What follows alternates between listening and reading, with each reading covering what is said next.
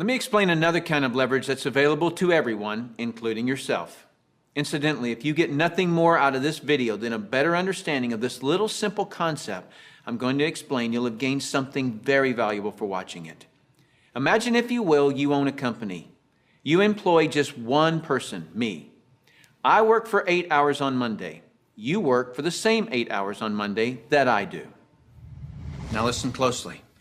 You get paid on 16 hours worth of work because you take a portion of my productivity as income back to yourself. You're leveraging off my efforts because I'm your employee. So theoretically, the more employees you have working for you, the more leverage you have.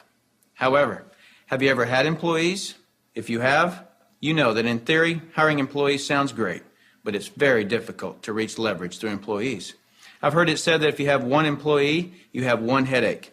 If you have 100 employees, you run an adult daycare center. And the reason being is this: no employee will ever work as hard for your company as you will, because they don't own it.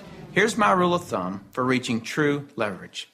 If there's one sentence that epitomizes the entire video, it would be this: to have true leverage, you must create a situation where everyone has the same amount to gain.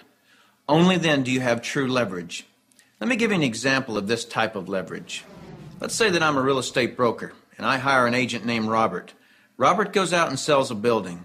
Robert earns a percentage of the selling price of the building, and so do I, the broker.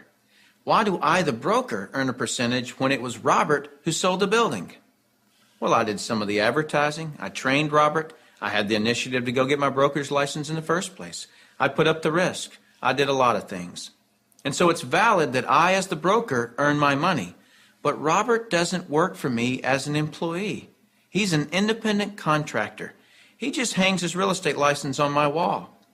My point here is the broker and the agent have the same amount to gain from the sale of the home. It is totally in the agent's interest to earn more money, which is a form of leverage for the broker. There is a flaw in this leverage situation that I've shown you, and it's this: the broker can have multiple agents, but the agents cannot.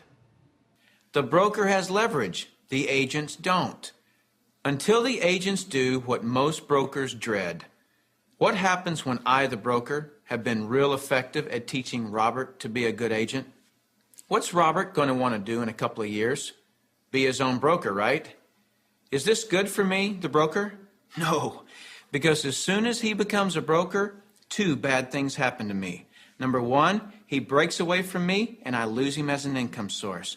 And two, worse than that, he's now my competitor that I trained. He knows all my good stuff.